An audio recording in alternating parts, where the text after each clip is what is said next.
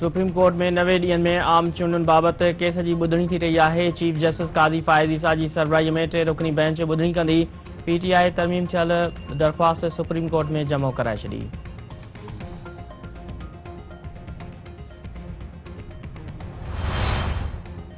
पाकिस्तान ऐं IMF विच में इक़्तिसादी जाइज़े बाबति ॻाल्हियुनि जी शुरूआत। IMF वफ़द निथन पोर्टन जी क़यादत में नाणे वारी वज़ारत पहुतो। नाणे वारी वज़ारत जे इख़्तियार IMF वफ़द जो आदो भाग कयो। पहिरीं मरहले में धुरनि विच में फ़नी सतह ते ॻाल्हियूं थींदियूं।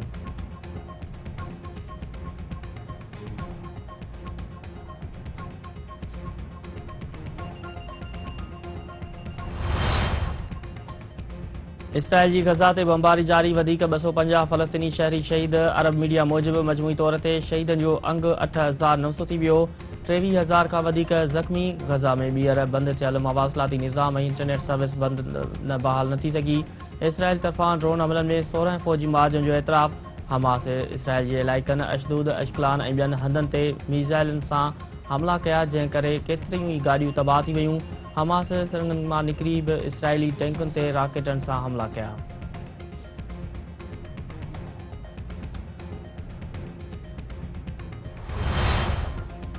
मिस्र हमास ऐं इसराइल विच में अमरीकी सहकार सां रफ़े क्रॉसिंग खोलण जो लाइ ठाह। अमरीकी अमलदार मूजिबि रफ़े क्रॉसिंग ज़रिए 5,000 खां वधीक गैर मुल्की गज़ा मां निकिरी सघंदा।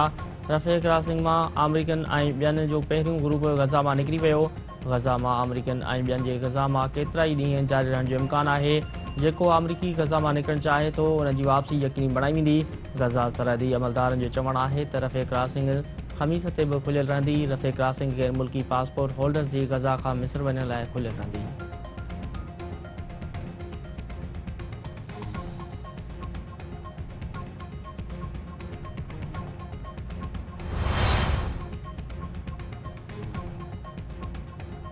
ईरान जे सुप्रीम लीडर आयतुल्लाह ख़मेनी चयो आहे त इस्लामी मुल्कनि खां यहूदी रियासत इसराइल खे तेल ऐं ख़ुराक मोकिलणु बंदि करण जो मुतालबो करे छॾियो।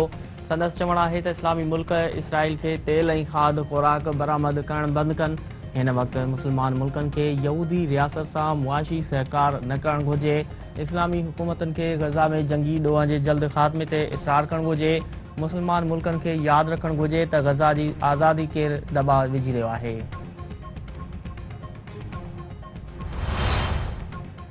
अमरीकी सेनेट में भारत में मज़हबी ऐं सियासी जबर ख़िलाफ़ ठहराव पेश। अमरीकी सेनेटर टेमी बाल्डविन भारत में मज़हबी ऐं सियासी जबर ख़िलाफ़ ठहराव पेश कयो। अमरीकी सेनेटर ठहराव में मौक़िफ़ इख़्तियार कयो आहे त मज़हबी आज़ादी हक़ आहे ऐं उन जी भञकड़ी ख़िलाफ़ अमरीका खे बीहण ऐं आवाज़ उथारणु घुरिजे।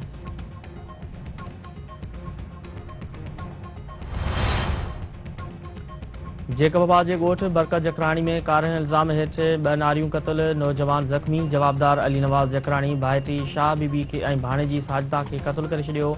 जवाबदार बंदूक जा फायर करे पुट 11 जखराणी खे मरणीं करे छॾियो। अस्पताल मुंतक़िल।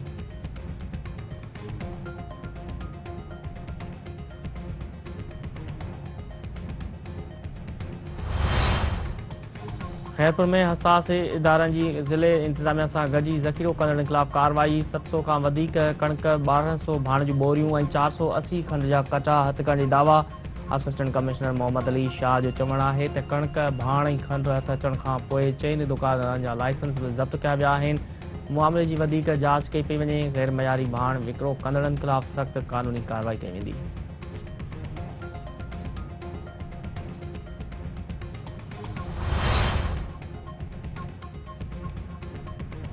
चूंडके वेझो नारा केनाल में ॿुॾी वियल वधीक हिकु ॻोठाणे जो लाश हथ।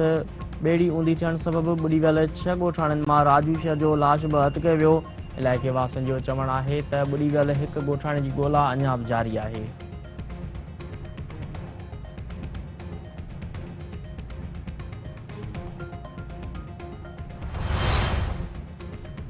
जाम नवाज़ अली जे इलाइक़े बेराणी में बदमनी ऐं 2 दुकाननि मां चोरी ख़िलाफ़ शटरबंद हड़ताल। शहरनि पारां मेमण चौक ते एहतिजाजी मुज़ाहिरो ऐं धरणो।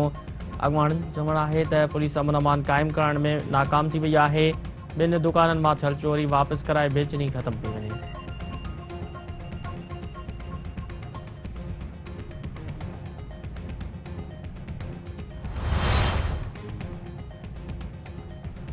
सराड़ी वेझो ॻोठ बख्शू जमाली में प्राइमरी स्कूल जी इमारत ज़ुगुन हाल हुजण सबबि ॿारड़ा झूपड़ी में तालीम पढ़ाइण ते मजबूर आहिनि। ॻोठाणनि जो चवणु आहे त केतिरा ई साल गुज़रण बावजूदि स्कूल जी इमारत जो मरमती कमु नाहे थियो। ॿारड़ा झूपड़ी में फर्नीचर न हुअण सबबि पट ते वेही तालीम पिराए रहिया आहिनि।